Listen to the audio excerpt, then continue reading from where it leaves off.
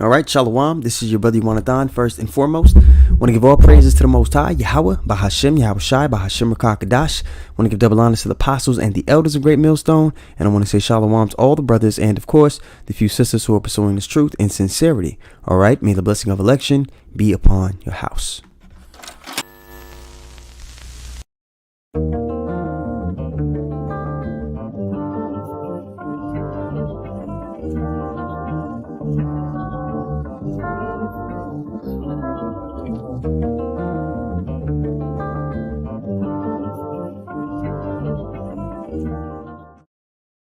All right, so today we're going to talk about what constitutes marriage.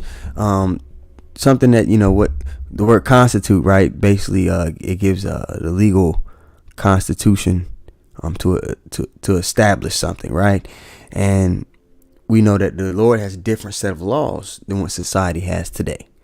Okay, so what constituted marriage? I first want to give an example. We want to go to Genesis, the 24th chapter. Let me get there really quick in my Bible. I'm going to go to Genesis, the 24th chapter, and we're going to start at the 64th verse, 63rd verse, maybe. Yeah, we'll start actually 62. Okay, so this is Genesis 24 and 62.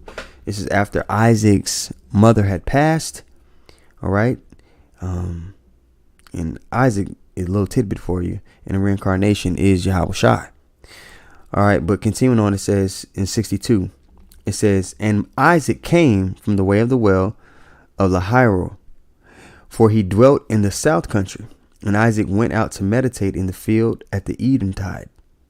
And he lifted up his eyes and saw, and behold, the camels were coming. Now a servant was sent out to bring back Isaac a wife, and which would end up being Rebekah. All right, verse 64. It says, and Rebekah lifted up her eyes, and when she saw Isaac, she lighted off the camel. So she was the one on the camel with the servant. Verse 65, for she had said unto the servant, what man is this that walketh in the field to meet us? And the servant had said, it is my master. Therefore she took a veil and covered herself. And the servant told Isaac all things that he had done. And Isaac had brought her into his mother Sarah's tent and took. Now you're talking about took, all right? It means to lay hold, all right? When a man marries a woman, it means to lay hold,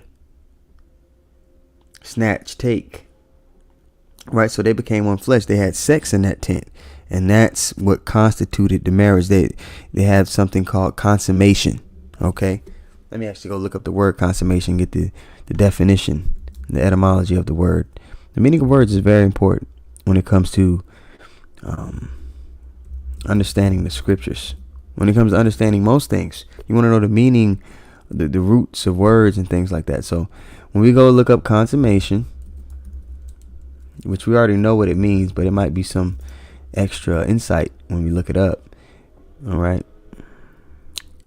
Completion, accomplishment, a summing up, a finishing, a completing. It's a completing of the marriage. Keep going down. To come together. Okay, and at the end of the definition, it says what? Sense of completion of a marriage by sexual intercourse.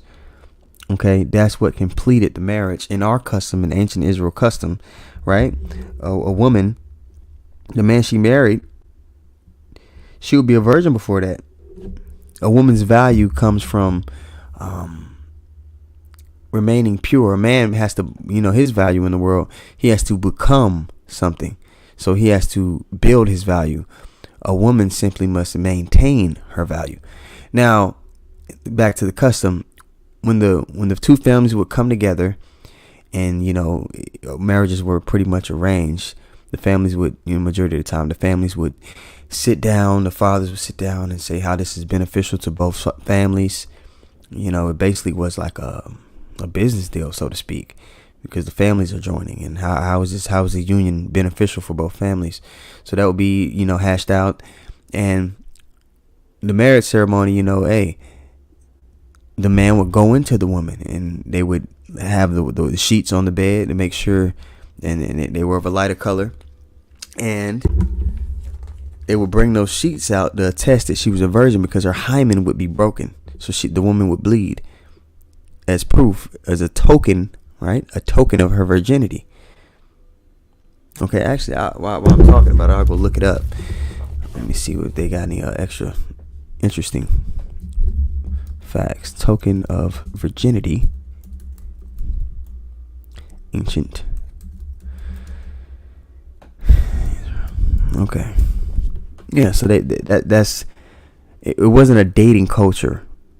All right, there wasn't casual sex to see what you see, what you like. That wasn't a thing. All right. Biblical hermeneutics, token of virginity. All right. It says, in Deuteronomy 22 and 13 through 21, a father was to present evidence that his daughter was a virgin on her wedding night. This evidence was called tokens of virginity and involved a mysterious cloth. All right. And this is Deuteronomy 22 and 17. It says, and lo, he hath given occasions of speech against her, saying, I have found not thy daughter a maid, and yet these are the tokens of my daughter's virginity, and they shall spread the cloth before the elders of the city. So they would show to prove that a woman was a virgin in this marriage ceremony, which showing you that marriage was sex. Sex was the finishing, all right, or the consummation, the finishing of sealing the deal for the marriage, right? So yeah, marriage is sex, so to speak. Well, not so to speak, it is. And there's certain duties that a man has within a marriage that are written down, hard and bold, and there's certain duties that a woman has within the marriage that are set in stone. And it's not in the power dynamic between the man and the woman in the marriage. That woman now becomes that man's property. She is a servant unto him, a helpmate. The Lord created the women to be a helpmate. When you look up the word woman, it means a servant unto a man. Let's actually go look up the word woman. Why was a woman's main function in the world is to what? Bring forth life. You see, to bring forth life, to grow a man's nation. Now, you look up the word woman. The noun says adult female.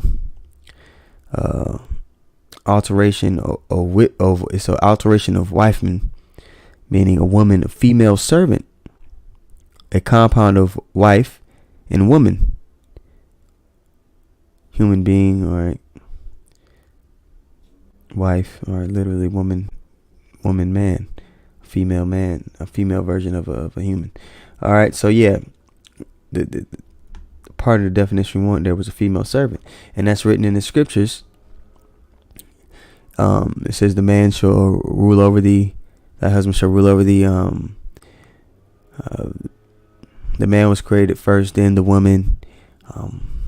Just naming off some examples here. Yeah, that's the order. The same way Israel, the Lord looks at Israel as his woman, as his wife. What we fulfill the will of our husband. We're concerned with, his agenda, not our own. And that's the chain of command. Yahweh Shai, the man, then the woman. So us being, Israel being the wife, the men of Israel, the prophets, we are concerned with our husband's will. All right. The same way the woman should be concerned with our will. It's an order. That's all.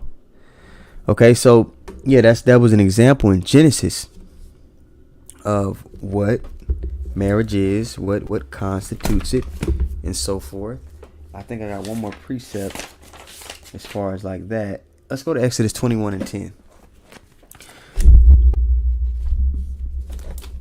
Okay, Exodus 21:10 really quick. Bear with me, guys.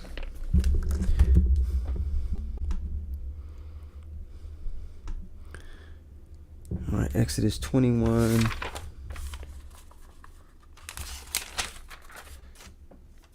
Exodus 21 and 10, all right, it reads, if he take him another wife. So now I'm branching off into this second topic, because, and it's been coming up as of late, people's understanding of marriage and what adultery is, or just, they say cheating, now in this time is misconstrued from what the Lord actually says. Okay, But this is a law on if a man takes him another wife, and it's also going to list off the responsibilities a man has within the domain of marriage. Okay, it says if he take him another wife, her food, her raiment, and her duty of marriage shall he not diminish. Her food, so a man's supposed to, these are things he's supposed to be providing, the physical things he's supposed to be providing within the marriage. Her food, her raiment, her shelter and clothing, right? And her duty, and the duty of marriage, loving that woman as yourself. That includes sex. That includes making sure they're well kept, making sure that, the house is being guided in the right direction spiritually. You have your house in order, which entails so many. I can make a whole lesson on that. But, it entails a man having his house in order, making sure his family is taken care of, a plethora of things. Now, let's go to Leviticus 20:10, okay? Because in Leviticus 20:10, now we're going to, because we just read that if you take him another wife, and some people read that and be like, wow, well, isn't that wrong? Isn't that cheating? Isn't he stepping out on her? No, let's find out what adultery actually is. So we go to Leviticus 20:10. It says, and the man that committeth adultery with another man's wife. All right. And this is the sum pretty much of what adultery actually is. A man sleeping with another man's wife, or that woman, even though she's married to one man, she steps outside of that and sleeps with another, which Israel, on a bigger scale, Israel as a nation, we've followed after other gods. So we committed adultery and fornication against the Father. Okay. But a remnant is going to return and get cleaned up and walk uprightly. And through that remnant, the rest of the nation will be brought back in the kingdom. All right. Leviticus 20:10, once more from the top. And the man that committeth adultery with another man's wife, even he that committeth adultery with his neighbor's wife, the adulterer and the adulteress shall surely be put to death. So that is the recompense for committing such an act. Okay, so again, adultery is when a man sleeps with another man's wife. Marriage is when a man and a woman become one flesh, which is sex. All right.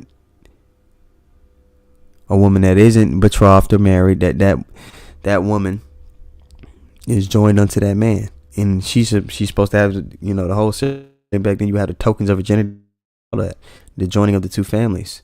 All right, now let's go to Proverbs 6:29, just to double down on Leviticus 20:10. It says what? So he that goeth into his neighbor's wife, whosoever toucheth her shall not be innocent. Again, going into the fact that a man can have as many wives as he can afford to provide for. And I'll say this, we here at Great Millstone, we're not over here multiplying wives to ourselves, especially in this time. Elder Manasseh Zakbai even said that in his lesson yesterday. It's not expedient for the time. And we just read Leviticus 21, all right, where you got to be providing food, raiment, and duty of marriage. Now, in Babylon, under the curses, it's hard enough to do that for one woman. How many brothers are in a fortunate enough situation to be doing that for multiple women? And also, it's going to be taken from your time, from your true wife, which is Sophia, this knowledge. Women take away from your time. Right now, there's a time and season to everything under heaven. Right now, we're supposed to have our foot on the pedal to the floor, diving into the spirit, growing, learning, helping to edify the flock. Okay, so for that. Continuing on. Okay, well, just since I mentioned that, let's branch off. So once the prophets are, basically has it to where we're not out here warning anymore. It's going to be a man shortage because much death is going to be, going out. Okay, and a man is going to be made as fine as gold, and not just any man, a man with the understanding of Yahweh Ba'ashem Yahushua, a man that's standing stiffly for the name of Yahweh Ba'ashem Yahushua. All right. So in that time, as prophecy, you can go to Isaiah, and Apostle Ramlak went over it, and Apostle Tahar went over it recently. Isaiah 4:1, it says what? And in that day, 7 women, 7 being a number of completion, and in that day shall take hold of one man, saying, we will eat our own bread, we will wear our own apparel. Okay, so women are going to be, they're going to fall back into to that womanly role. Okay, and they're just gonna want to be called by that man's name, meaning they belong to him, meaning they're married unto him. Okay, and then the proper order is going to be set back in place, because it was one of the curses that a woman shall compass a man, and that has happened in this time. We see it. Women worship is in the forefront of everything. All right.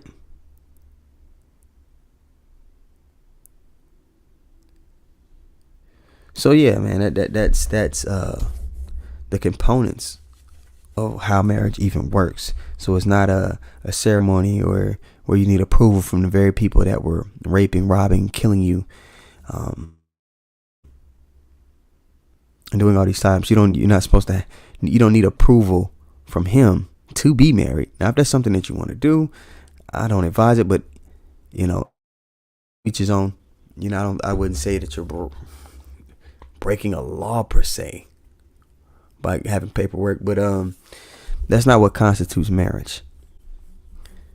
If we're on this side, man, it's all screwed up. But if you're dealing with a woman, you in understanding, and maybe she's and you're dealing with her on that level, bro, the Lord sees that as your wife.